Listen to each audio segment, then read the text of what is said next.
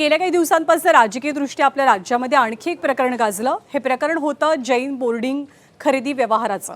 परंतु या प्रकरणी आज धर्मादाय आयुक्तांनी सुनावणी पार पाडली आणि या जमिनीचा खरेदी व्यवहारच रद्द ठरवण्यात आलाय। 4 एप्रिल 2025 ला धर्मादाय आयुक्तांनी या व्यवहारासंदर्भात आदेश दिले होते। तेच आदेश आज त्यांनी रद्द केले। दरम्यान जमीन व्यवहारासाठी गोखले बिल्डरनं ट्रस्टला 230 कोटी रुपये दिले होते। ते आता कायदेशीर प्रक्रियेनंतरच बिल्डरला परत मिळणार असल्याचं कळतंय।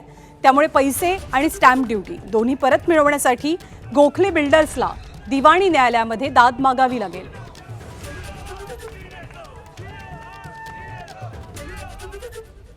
आणि या सगळ्या प्रकरणामध्ये रवींद्र धंगेकरांनी मुरलीधर मोहोळांवरती काही गंभीर आरोप केले होते।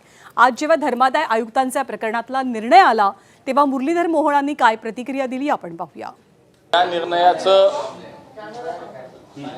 मी मनापासून स्वागत करतो। जैन समाजाचे आचार्य गुप्तीनंदजी महाराज यांना प्रत्यक्ष भेटून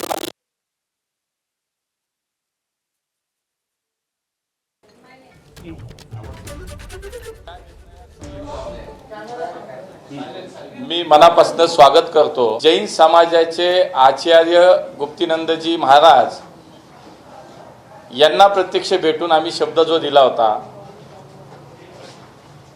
की या जैन बोर्डिंगच्या झालेल्या व्यवहारासंदर्भात 1 तारखेच्या अगोदर आपल्याला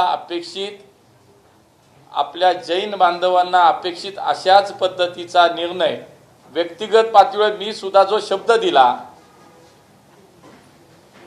तो पाळण्यामध्ये आम्ही यशस्वी झालो।